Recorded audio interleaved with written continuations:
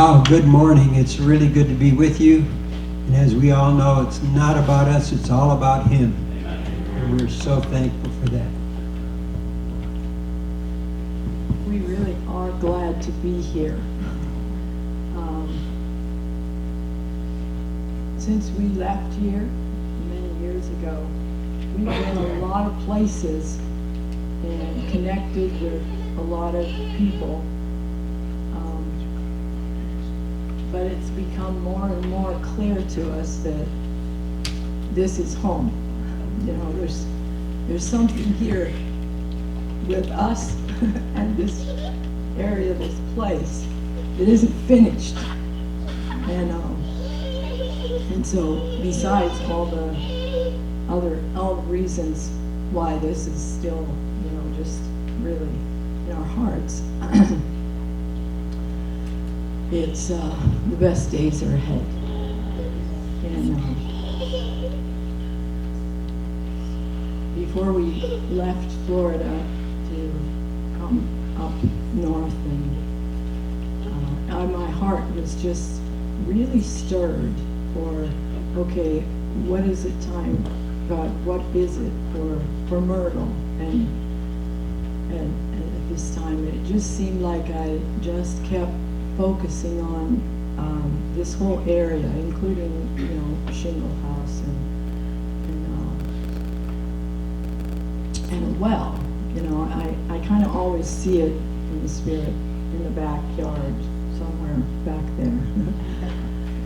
But of course, it's symbol of, you know, in the spirit, what there was a well that was dug here. Let's see, 1927, I think it was. So we're coming pretty much up to 100 years. Wow. Anyway, so I wonder, we've spoken to that well before, and many of you have, know about that. Sometimes it's pictured, you know, right up here in Brother Deeds and everything, you know. But anyway, so this morning, after I heard that word deep, calling unto deep, and I just realized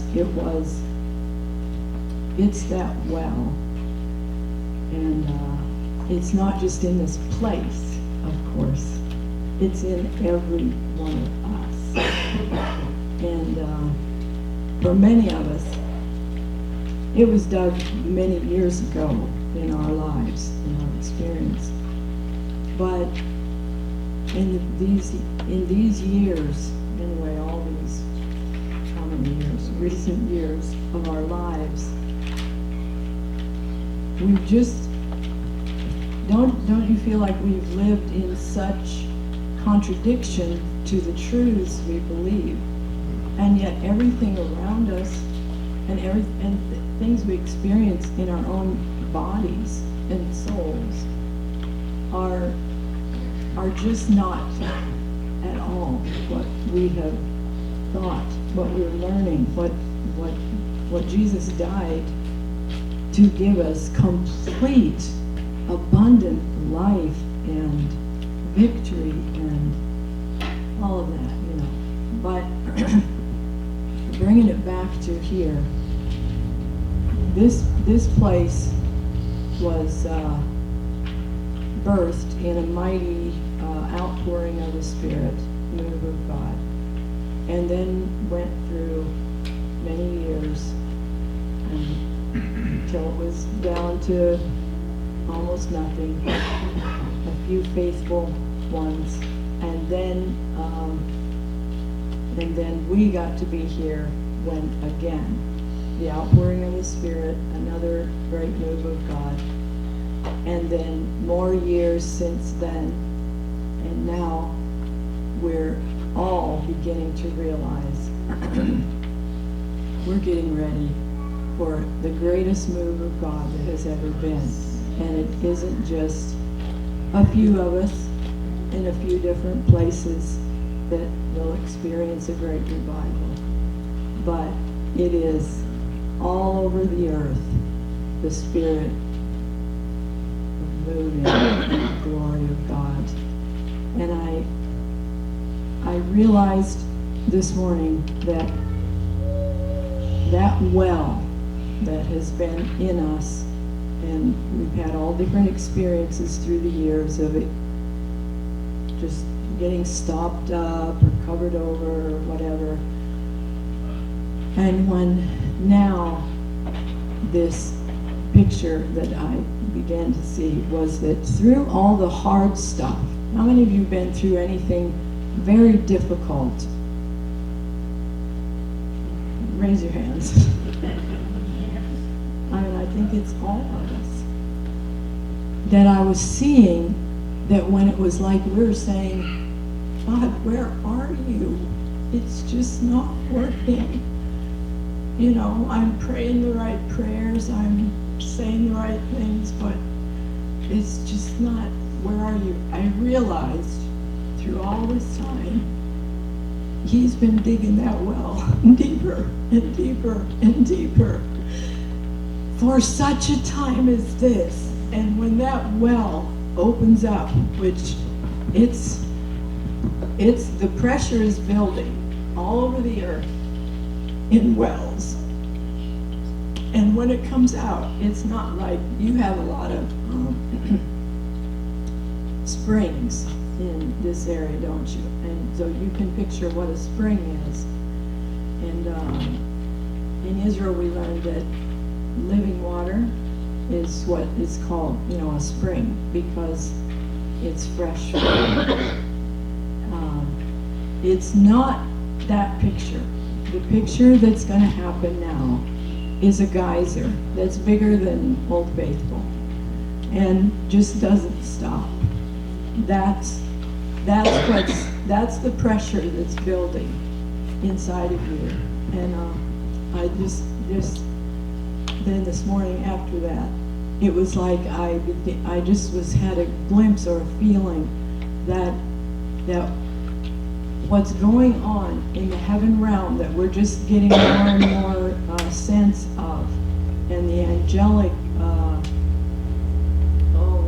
don't know how to describe it, that's going on is far more violent, if I could use that word, than what we're hearing more and more going on the earth. That is just beyond belief of how evil and, you know, everything that's coming. And He is going to be just opening our eyes and our understanding more and more to that we won't be overwhelmed with what's happening here in these times of judgment of the evil, when the glory of God is going to be bursting through, raining down from heaven, and geysers coming up out of all of us. So these are the days. Just hang on, be encouraged. Having done all, just stand, and we're all going to be a part of it. Thank you. So thank you for coming this morning. Some of you came for a long ways to be here. Really appreciate that. We really are at a time that God's brought us to the kingdom for such a time as this. I think we really are in that kind of a season. You look around and things are bleak. Look at what's happening in the government, very disturbing. And we've traveled now for several weeks. About everywhere we've gone, there's been problems. Well, I mean, like physical needs. They're just needs. It seems like the enemy knows his time is short, and he has just pulled out all the stops, not only against our country and against the world, but against God's people. But I'm here to tell you that things are not as they appear.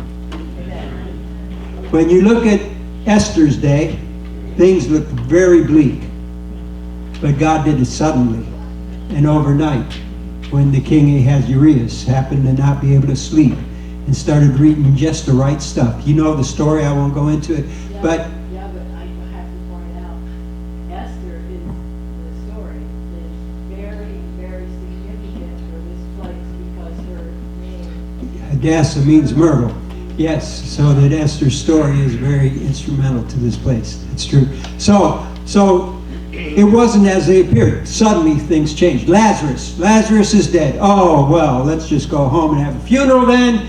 And they went and had a resurrection. So it wasn't as it appeared. Jesus on the cross, we heard how in Sunday school, really encourage you to come. It's amazing some of the things that God is speaking there to us. But to see that it wasn't, when he died, everything seemed to die in everyone's heart. Can you imagine? I mean, we sit here, we know the rest of the story, but when you don't know the rest of the story, it can look hopeless, but it wasn't as it appeared to be. And they tell us, whoever they are, that words are just 7% of communication. That there's facial expression, body language, emphasis, only 7% are words. And I'll just give you an example of a sentence that 7 words, but depending on which word you emphasize, changes the meaning. The sentence is, I didn't say she stole my money. So you can say, I didn't say she stole my money. I didn't say she stole my money. I didn't say she stole my money. I didn't say she stole my money. I didn't say she stole my money. I didn't say she stole my money. Same words, each one a totally different emphasis, right? If you can think it through a little bit more if you didn't catch it all. So I felt the Lord quicken. We're having a dedication of a kitchen today, which is pretty exciting. And the Lord quickened to me to share with you on this. I'll just read it. Matthew 16, beginning with verse 17. And Jesus answered and said to him, to Peter, Blessed are you, Simon Bar-Jonah, because flesh and blood did not reveal this to you, but my Father who is in heaven, that he is the Christ.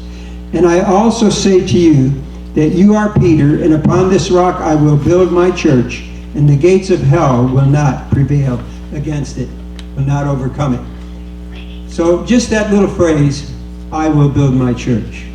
I'd like us just to look at that. So there are 5 words. Usually there's only 3 points in a sermon. This time there's 5. Don't let that scare you. We shall eat. I will build my church. So Jesus said, emphasizing each word as we go on. I will build my church. Jesus is the builder. He is doing a good job at building. How many of you know that? They tell us today that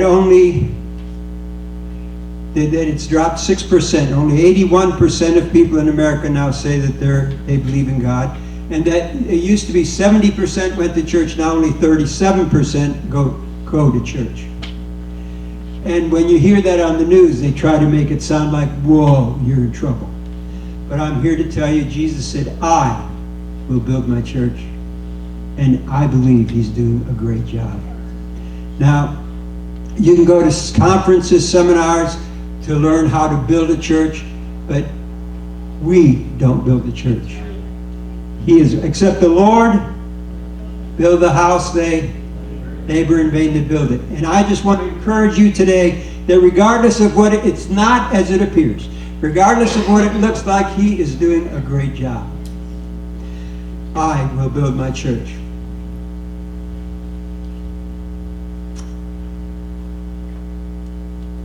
When you're looking for a builder, you want to see if he's qualified, reputable, reliable, and you might want to see some of his work. Well, we can look at some of his work. That the heavens declare the glory of God, and the firmament shows his handiwork. He did an amazing job there, so you can have total confidence that he's going to do an amazing job in what he's building, right? I will build my church. I will build my church. It's not maybe. It's not as long as there's no opposition. It's not as long as I feel good about it. But he makes a declaration, I will build my church. It's a sure thing, regardless of what it looks like in the natural, in any place. So an example for you would be Iran and China. Tremendous opposition. The church in Iran is the fastest growing church on the planet as far as we know. That's encouraging. Why? Because he's building the church. It's not people, it's not circumstances. He is building the church, and he's doing it. China, again, tremendous opposition. One of the largest, well, it is the largest church in the world as far as the nation goes, right? I think 100 million. They say, what is it, 10,000 being born a day? Like, it is happening. And I believe it's happening in America. Regardless of what it looks like, God is doing something in the hearts of God's people. He is building his church. I will build my church. Yes?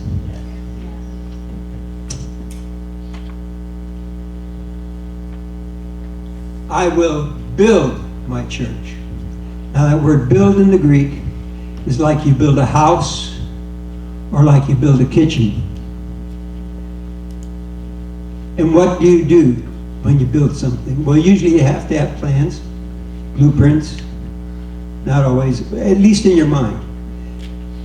You have to have an idea. God gave us the blueprint right there. So we have the blueprint. You need to have a builder. And usually, unless it's a small job, you need more than one builder. So the builder will have some workers. We might call them subcontractors. I've heard people in years past, the pastor thinks he's the head of the church. And I tell them, you are not the head of the church. Jesus is the head of the church. You might be an important organ. You might be a kidney or a liver. But I promise you are not the head. Jesus is the head of his church. And he's doing a good job of it as well. So you need builder. Then you need materials. Now, for this kitchen, graciously, you got a grant. So I don't know if they also, if you bought the materials, wherever you bought them, you got money and you bought materials, right? So when the Lord is building his church, guess what kind of materials he uses? Definitely good ones, but what? Have you ever heard of living stones? He's building with living stones. I'll read this passage to you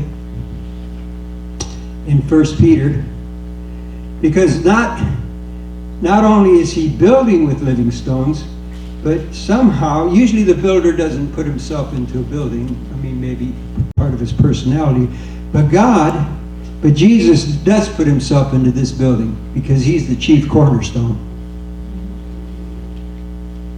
It says in 1 Peter 2, beginning with verse 4, and coming to him as to a living stone, rejected by men, but choice and precious in the sight of God, you also, as living stones, are being built up as a spiritual house, or a holy priesthood, to offer up spiritual sacrifices acceptable to God through Jesus Christ.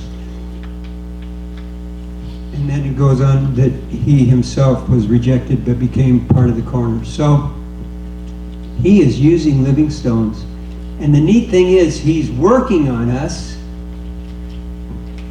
Obviously he does when we gather sometimes, but he works when, like in Solomon's temple. Remember when they went and quarried stones? It said not a hammer was heard or any sound, because when they quarried the stone, they prepared it all on site and then put it in.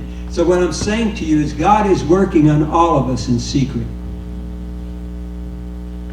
Nobody else knows. Thelma had a revelation a number of years ago when we say the bride has made herself ready. I used to think, and the bride is without, spot or wrinkle. So the way I used to picture it is that the bride had her gown on, but it was torn and dirty, and then she kept working on it a little bit at a time, and eventually she would make herself ready. But in the natural, it doesn't work that way, does it? In the natural, you have no clue that a girl is the bride unless you happen to know. I mean, you look at her the day before, you don't know she's a bride. You look at her the morning before. It used to be they had curlers. Now, you ladies don't do that anymore. We're in a new age. But it used to be curlers, you know, big. And if you couldn't afford curlers, you would use cans. All kinds of, innovation. But in the morning, she doesn't look like a bride. But the bride has made herself ready. Because for a year or 4 months or however long, she's been preparing her dress, buying her dress, put away, getting the cake ordered, getting the cake ready, the flowers, all that stuff down behind the scenes, right? Until the day that it comes, she gets dressed and then walks down the aisle. The bride is, and that's the way God's bride is being prepared. It's in secret. No one knows but the builder. And then as we gather, of course, we get the privilege of seeing a little bit of that ourselves. It isn't as it appears. Here's a perfect example. You and I are sitting here today, just enjoying the goodness of God, His presence, and we think that we're sitting completely still, peaceful, right? But we're not. Right now, the earth is spinning at 1,000 miles an hour. Now, not quite that fast where we are because we're a little bit north of the equator. But at the same time, the earth is moving around the sun at 67,000 miles an hour. So right now, even though we're sitting here, we're spinning at 800 probably miles an hour, and we're moving at 67,000 miles an hour around the sun. But wait, in case that's not fast enough for you, our galaxy, the Milky Way, is spinning at about, so we're moving in that sphere at around 500,000 miles an hour. And if that's not fast enough for you, all the galaxies are moving towards another set of galaxies at, wait, hold it, 1.3 million miles an hour. And you thought you were sitting still. I'm telling you, it's not as it appears. God is moving by His Spirit. Things are happening. When you began building that kitchen, you got materials together. The other thing is, when you build something, usually it takes time. You know, that's what we don't like. Especially our generation. We're an instant generation. Some of you, like Phil, will remember this, but some of you won't. But when I was younger, and I was younger once, when you turned on the TV, nothing happened, except a little white dot appeared in the middle. And then you'd have to wait. And then pretty soon it just spread, and pretty soon now you had a black and white screen. Yeah. See, you don't believe me, but it really was true. But because people couldn't wait, you can't wait. When you turn that baby on, you want to see it now. So that thing is on all the time. So now when you pull the plug, whoa, it's right there. Instant, right? I mean, because we are an instant generation. But let me tell you, God's not in that big of a hurry. In fact, I think it's Bob Mumford that said, when God says, I will do a quick work, He means 500 years instead of 1,000. Hopefully that's exaggerated. But when you're building something, it takes time. And God's been doing something. And I believe He's brought us to this moment of history. And I'm convinced, we sense it in our spirits, we're hearing it from the prophets, that God is about to move in a way that you and I have longed to see. So if you're going to be sick, this is a good time. Because we're about ready to see some miracles, signs and wonders, miracles just happening everywhere, and people getting saved, and God is moving behind the scenes, creating hunger. The world, they're hopeless. I mean, they look at situations. We are about ready to possibly have a nuclear war. The world was calling it Armageddon. Well, it isn't Armageddon because it's not going to happen in Israel, but the world is afraid, and you and I have the answer. Right? We as living stones are part of this building that the Lord is building, and we have the answer. I will build my church. It's his church. He's the builder. He's the owner. And good news, victory is assured. Death and hell will not prevail against it. There's nothing that can prevail against his church. Yeah? But one thing that you and I have been, or at least I should say, at least me, in my understanding we've been stolen from, is this concept of church. I will build my church. And that word in the Greek is ekklesia. And they didn't want to translate it properly. King James didn't want to translate it properly in the King James Version because he was afraid it would affect his power, because he felt he was a divine sovereign ruler. And this just, the word ekklesia, Jesus could have said, I will build my temple, but he didn't. He could have said, I will build my synagogue, but he didn't. He used a term from Roman, Greek, secular walk of life. Ekklesia. The word means assembly. It means a called out one. But Jesus didn't go into great explanation in his day because everyone knew what an ekklesia meant. It was a group of people that were called together to make decisions, to make decrees, to make laws. And sometimes when Rome conquered another country, they would send a group of people to that country to teach them the ways of Rome. That group of people was called an ecclesia. And the head of that group was called an apostle, which I think is pretty amazing. So when Jesus said, I will build my ecclesia, he was saying more than I will build a temple, which we are. We're indwelt, but we're a dwelling place for God. That's the main thing, right? We sing about it, and we believe it, and we love it. His presence in us and through us. And the synagogue, we took some of that. It was a place of fellowship in the Word, Scripture, and so we gather and we fellowship. We're going to do that today more as we sit around tables, which is a wonderful thing. And the Word. We hear the Word, and hopefully it encourages us and stirs us. But Jesus didn't say that's what he's going to. When he said he's going to build something, he said, I will build my ecclesia. Because God has called us to make a difference in the marketplace. He didn't talk about a building. He didn't talk about gatherings this way. He talked about us being out in the marketplace, influencing and making a difference. And I think that's what's coming. The church is waking up. We are waking up. Yes? Are you waking up? Hello? Wake up. If you're not, wake up. The church is waking up. That we are called to do more than go to church. The enemy doesn't care if you go to church. Neither does he care if you keep it inside of the four walls. But I'm telling you, you start taking outside of the four walls, and all hell will break loose. Because now we're messing up his turf. But that's exactly what's coming.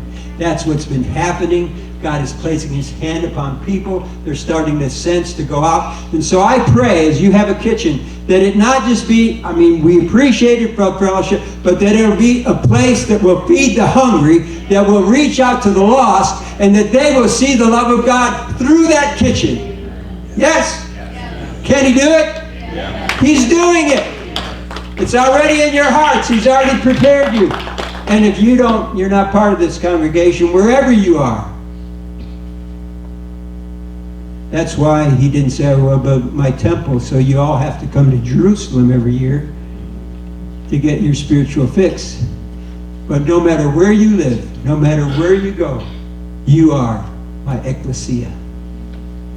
And interestingly enough, in that culture, in Roman culture, they had something called, I think, the convectus, which meant where 2 or 3 Romans would get together, all of Rome's power would be there upon them. Rome's power would back them. Where 2 or 3 Romans would get together in a place. Does that sound at all familiar? I used to think that when Jesus said, where 2 or 3 gather in my name, there am I in the midst. I used to think he said that because we were just getting started. But today he would say, where 50 or 100 gather in my name. And then I realized Jesus always said what he meant and meant what he said. And he meant 2 or 3. Because I don't get together with all of you every day. But 2 or 3 of us do gather about every day. And so the church, the ecclesia, is gathering all week long. Making decrees, making declarations. And the authority of Jesus is right there upon us to fulfill his purposes and will. So you know what? God has called you, called all of us, to be little command centers on the earth. To begin making decrees and declarations and praying in the Spirit and believing God to change and transform this nation. In the natural, it looks impossible. But when you see it from the Spirit realm, I'm telling you, it's not as it appears. Yes? We are believing, we're contending. I'm telling you, we are right now contending for the soul of America. Believing God to turn this nation around. That we will have godly people in government. That God will just start turning things around so that people will begin loving Jesus again in this nation and loving each other the way we're supposed to. I mean, we're divided right now. You've got divisions, right? Which it's so sad. I believe God will fix it. I think he is fixing it. He's drawing us all to himself. I will build my church, and the gates of hell will not prevail against it. You know, Jesus said that. It's Caesarea Philippi, which is in the northern part of Israel. We've been there. And you still, when you go there, there's still a plaque that says the gates of hell. Because there actually was then, and is still now, a place called the gates of hell, where they sacrificed to idols and different gods. And when Jesus said this, standing right there, it's a cave with water flowing. I will build my church, and the gates of hell will not prevail against it. Well, I don't know about you, but I used to, when you hear stuff preached, you picture things, right? You picture things. And so you picture these gates running after God, and just, no, they're not going to, no, the gates don't run. You go and kick down gates. And God has called us to make a difference in this world. Do you believe that? To make a total difference so that we can demonstrate who Jesus is to this world. We're seeing it a little bit already in closing in the world. The election in Italy staggers the left. Sweden is moving in the right direction. America is going to move in the right direction. I'm living to see the glory of God. We heard just 3 days ago, so this would be one example. I told you we just keep hearing difficult things. Our youngest daughter, by 12 minutes, Heather, she 2 years ago discovered melanoma. They took it and they did immunotherapy, and we were hoping nothing would return. Well, a lump did return in her lung. So they tried to give her more treatment. So now just fast forward to 3 days ago. She wrote us and said, they said what they're doing isn't working, so they're going to have to, they want to use radiation. And we were okay with that. Just trusting God. And then the next text, I just got a call from the nurse. The doctor said I have a lesion on my gallbladder and he wants me to take that out right away. That's not okay. I mean, none of it's okay, but it is what it is, and we're trusting Jesus. All I'm telling you is these are the kind of things that are happening right now. You get news, you get things thrown at us, but God. You know, whose report are we going to believe? Who are we going to press into? We're believing God, and I'm convinced that we're entering a phase in the church where every one of us are going to start seeing signs and wonders and miracles, the presence of God just flowing through us, that we will pray for someone and it won't just walk away and nothing happened, but they'll walk away healed. Yeah? We need that. We need that to touch the world. Can I tell you one more story? It just comes to me. Tommy Hicks, he had a vision in 1961 of the church actually waking up and starting to function. He went to Argentina and he wanted to speak to the president. And he was there to do evangelistic meetings, and there were only about 5,000 believers total in the city. Churches were about 7 people in the church, small churches. So he said to the church, I want you to rent a stadium for me so we can have some big meetings, and I want to meet the president. They said, you're crazy, it'll never happen, there's no way you can meet the president. And of course, who would even rent a stadium to us? You know, the Catholic Church controlled it all. So he decided to go anyways to the president's office, and the secretary said, well, sir, there's just no way you're going to get to meet the president. I mean, it's just not going to happen. About that time, must be a cabinet member, comes limping out of one of the offices, and he says, may I pray for you? He says, well, sure. He prays for him, gets totally healed. He says, I'm here to see the president. He says, come with me. Takes him right into the president's office. I'm telling you, miracles will open doors. And while he's with the president, he says, well, what can I do for you, sir? He says, well, I'd like to rent a stadium. He says, you can rent any stadium you want. And so they rented a stadium. The first meeting, I think 5,000 people. As many people, 7,000 people got saved, more than Christians in that city. And it just began a revival. We're going to start seeing that again. Yes? So my question, do you want to be a part of it? Amen. It's what we've been living for. It's what we've been waiting for. To see the glory of God revealed in the earth. In the same way as the waters cover the sea. Do you know how much waters cover the sea? Have you ever seen any sea that isn't covered with water? I see.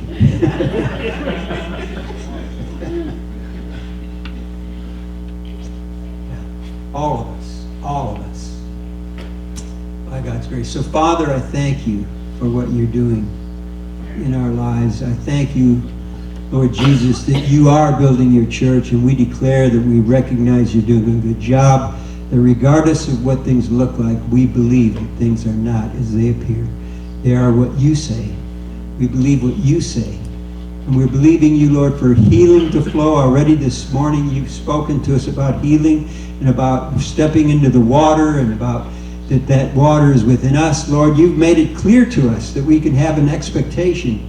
And I believe, Lord, that you've been touching us in here today.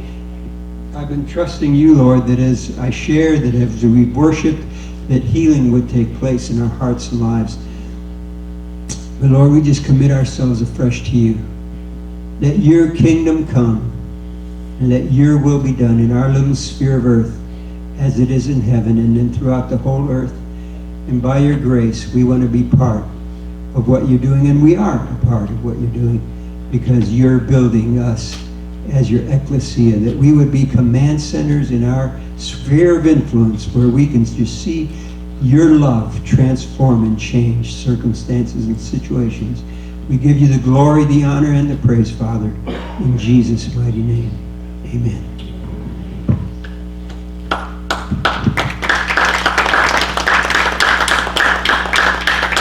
I just want to add that the Lord quickened to me about the kitchen, about the dedication of the kitchen, that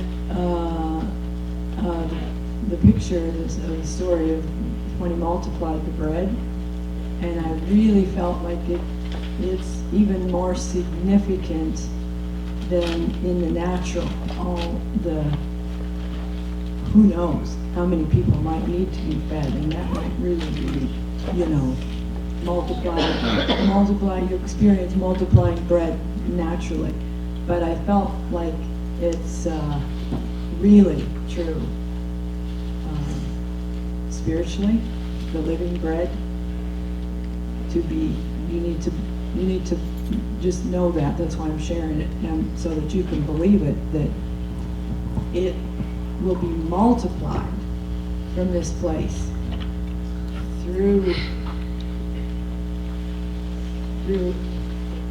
yeah, well, however living bread that we all are, and that we carry, and that we speak, is going to be multiplied more than just when you speak it to somebody in, you know, in a person, or when you preach and this many people hear, that it's supernaturally going to be just as supernatural as the natural when he multiplied that bread and nobody knew how it happened. Anyway, it's a big deal.